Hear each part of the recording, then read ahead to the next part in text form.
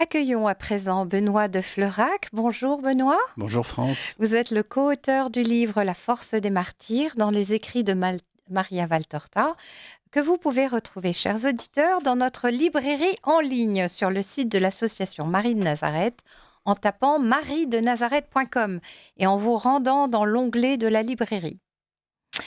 Alors, nous allons parler de l'unité des chrétiens.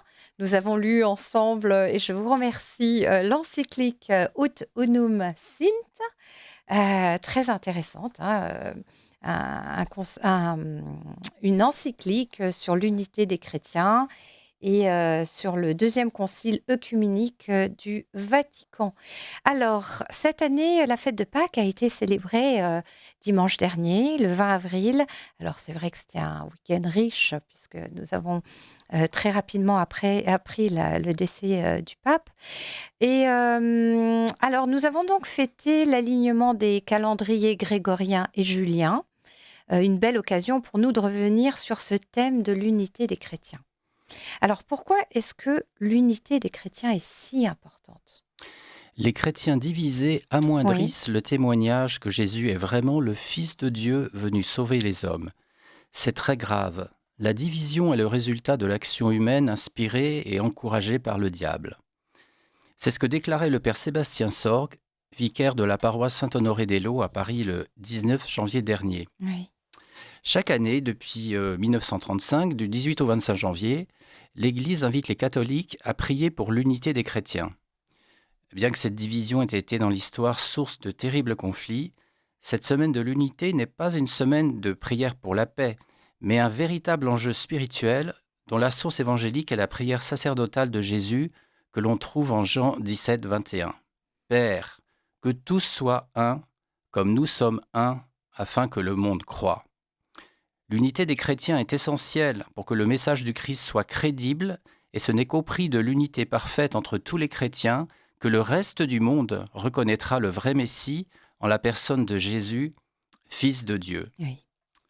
Le décret Unitatis Redintegratio, publié le 21 novembre 1964, commence ainsi. Promouvoir la restauration de l'unité entre tous les chrétiens est l'un des objectifs principaux du Saint Concile œcuménique de Vatican II. C'est dans ce même esprit que le pape Jean-Paul II donne l'encyclique Ut Unum Sint le 25 mai 1995. On peut y lire que la division des chrétiens est en contradiction avec la vérité qu'ils ont la mission de répandre, le sort de l'évangélisation étant lié au témoignage d'unité donné par l'Église. Jean-Paul II insiste sur le signe de l'unité des chrétiens comme voie et instrument d'évangélisation. Il dit même que c'est une obligation qui découle directement de la fidélité au Christ, pasteur de l'Église. Oui, cela m'a marqué et je rajouterais même qu'après la lecture de cette encyclique, j'ai remarqué que dès son introduction, Jean-Paul II souhaite que nous soyons unis, parce qu'il y a quand même la voix du martyr qui fait que les chrétiens sont forcément unis les uns les autres, et ils ne peuvent donc pas rester divisés. Et alors, bon, que nous disent les prophètes de l'unité des chrétiens? Parce que très rapidement, on en parle de cette unité. Tout à fait. À notre époque, Jésus et sa mère réitèrent leur désir de l'unité des chrétiens, comme ils l'ont confié à Myrna Nazour. Alors, qui est-ce? Alors, c'est une catholique Oui. de rite grec byzantin Mhm. et de 1982 à 2014 à Soufanié, près de Damas, en Syrie. Oui. Elle a reçu donc des apparitions de la Vierge et des messages. Le caractère surnaturel de ces apparitions a été reconnu par l'archevêque syrien catholique de Mhm. Hassaké Nizibé le 15 janvier 1987. Jésus s'est également manifesté de 1985 à 2024 à Vassulariden, qui est décédé en 2024, Oui, à l'automne. exactement. Oui. Et elle était grecque orthodoxe. Et Jésus lui a confié des messages regroupés dans 2 volumes qui s'intitulent La vraie vie en Dieu et qui ont reçu l'imprimatur et le nihil obstat, donc Oui. rien ne s'oppose. Mhm. Et c'est un appel apostolique pour le monde entier à l'origine de 13 pèlerinages œcuméniques et interreligieux.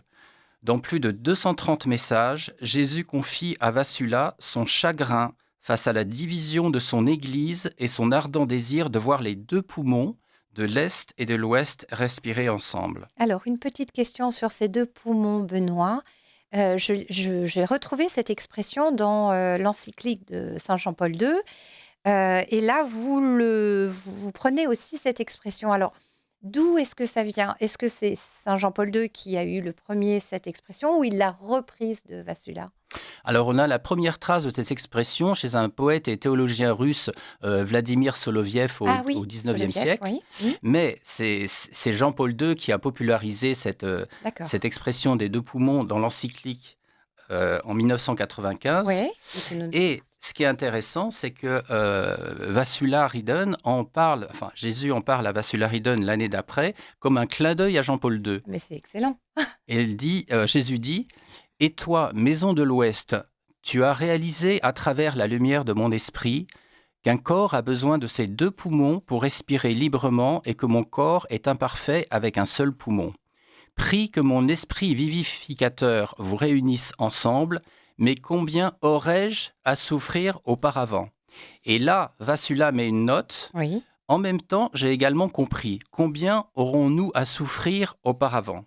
Le nous désigne Jean-Paul II et Jésus. d'accord. Donc c'est un Oui, échange. oui.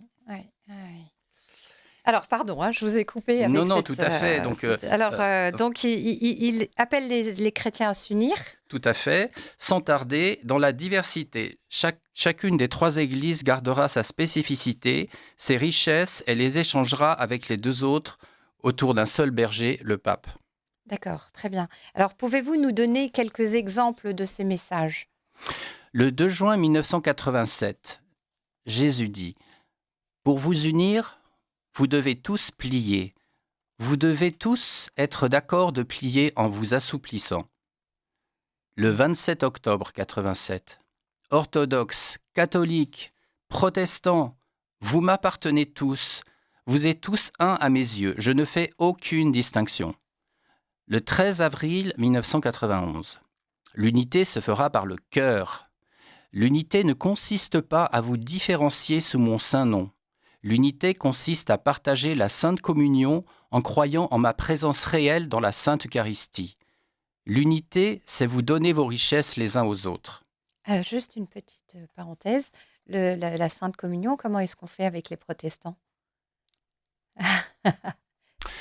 Je- Beaucoup de prières si on Voilà, a- le chemin écoute est ce que... différent pour Oui, chacun, mais c'est vrai qu'il y a des progrès entre les orthodoxes et les catholiques. oui. Maintenant, grâce à certains métropolites, les catholiques peuvent communier chez les Mhm. orthodoxes. Donc il y a un progrès. On Donc, avance. Oui, en avant, exactement. Le 14 octobre 1991, Jésus dit: Unissez-vous, rassemblez-vous, invoquez mon nom ensemble, consacrez ensemble mon corps et mon sang. Humiliez-vous et pliez pour être capable de vous unir et de me glorifier. Vous parlez de l'esprit, mais vous n'agissez pas dans l'esprit. Vous parlez du chemin, mais vous rivalisez pour l'obstruer, comme vous me connaissez peu. Et le 15 juin 1995, l'humilité et l'amour sont les clés de l'unité. Ce n'est pas l'éloquence de la parole ni les longs discours qui les mèneront à l'unité. Ce n'est pas leur échange de louanges les uns envers les autres qui mèneront mon Église à être une. Toutes ces choses me lassent. C'est dans votre conversion que votre cœur m'entendra et mènera mon Église à être une, unifiant mon corps. Alors, pourquoi... alors, ma question est un peu simplette parce que ça semble évident. Je vous dis pourquoi ce désir de Jésus d'unifier et date de Pâques? Oui, c'est forcément la date la plus importante pour nous. Oui, avec Noël, tout à fait. Oui, Alors, c'est un des grands péchés contre l'unité de célébrer Pâques à des dates différentes. oui. La résurrection est au centre de la foi chrétienne. Sans elle, il n'y a pas de christianisme. Pourtant, presque tous les ans, les églises de l'Est et de l'Ouest fêtent Pâques à des dates différentes. Eh oui. Jésus donne à Vassula pour première mission d'unir les dates de Pâques. Alors, est-ce que vous pouvez nous donner une ou deux, trois maximum, parce que nous allons manquer de temps, une citation qui vous semble importante qui aurait été donnée à Vassula à ce sujet? Alors, le 14 octobre 91, en Oui. unifiant la date de Pâques, tu adouciras ma douleur et tu te réjouiras en moi et moi en toi, et je rendrai la vue à une multitude. Mmh. Chaque saison de Pâques, je dois boire de la coupe de votre division, puisque cette coupe m'est forcée. Double est mon chagrin, double sont mes gémissements. Alors si je vous comprends bien, ça veut dire qu'il vit 2 fois la passion. Voilà, et Ouais. je pensais en préparant cette émission, sa mère aussi doit souffrir 2 fois. Ah mais bien sûr, effectivement, oui. Oui, oui. Alors, est-ce que l'Église prend en compte ces appels prophétiques? Tout à fait, France. Il y a des signes encourageants car ces appels prophétiques ont touché le cœur de nombreux ecclésiastiques, Oui. comme Monseigneur Punt, évêque du diocèse de Haarlem-Amsterdam, qui déclare en 2011: l'unification des dates de Pâques serait un merveilleux premier pas qui plairait beaucoup au cœur du Seigneur. Et notre temps en a un urgent besoin. Rome, je le sais, est très ouverte à cette idée. C'est aussi le sens de la tribune intitulée Pour une date de Pâques partagée par tous les chrétiens, publiée sur Figaro Vox le 21 avril 2023 par Monseigneur Dimitrios Ploumis, président de l'Assemblée des évêques orthodoxes de France, et Monseigneur Mathieu Rouget, évêque de Nanterre, dont voici un extrait. Un colloque a eu lieu à Alep en 2017 sous l'égide du Conseil œcuménique des Églises.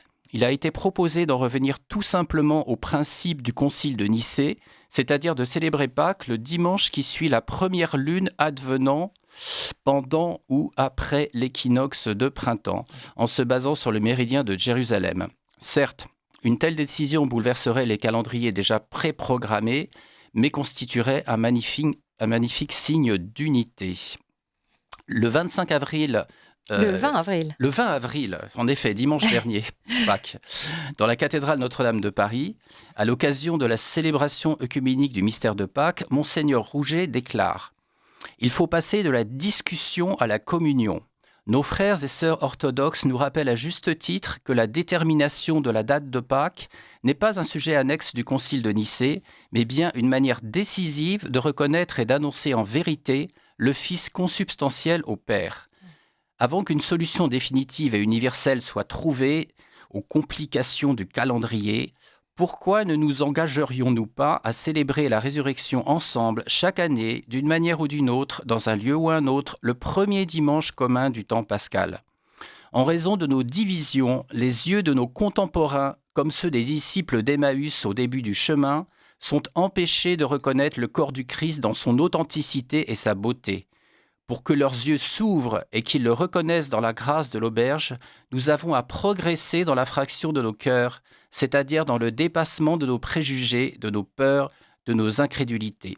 Le même jour, à Notre-Dame de Paris, Monseigneur Laurent Ulrich, archevêque de Paris, demande au Seigneur qu'il veuille bien écouter notre demande pour que le temps où les chrétiens célébreront tous Pâques ensemble soit un temps assez rapproché de nous. Et le 25 janvier 2025, à la basilique Saint-Paul-hors-les-Murs, le pape François s'est exprimé en ces termes: l'Église catholique est disposée à accepter la date que tous veulent, une date de l'unité.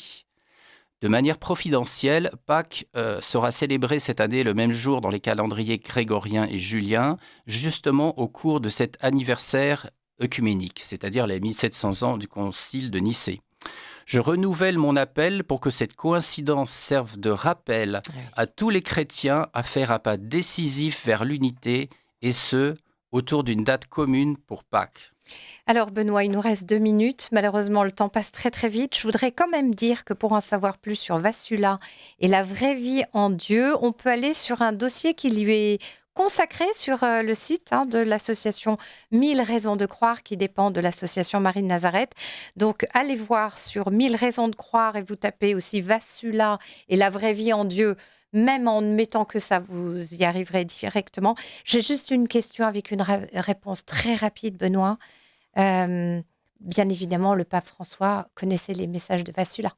Tout à fait, parce Oui, qu'il l'avait rencontré au début des années, en 2010, quand il était oui, encore archevêque de Buenos Aires, oui, et il l'avait reçu, il avait échangé, donc il était tout à fait conscient, il connaissait tout à fait les messages de oui. Jésus. Donc, comme il y a eu un Nichilobstat, on peut tout à fait avoir confiance dans ses écrits. Donc, je vous invite vraiment, si vous ne connaissez pas Vassula, c'est vraiment une contemporaine puisqu'elle est décédée à l'automne dernier.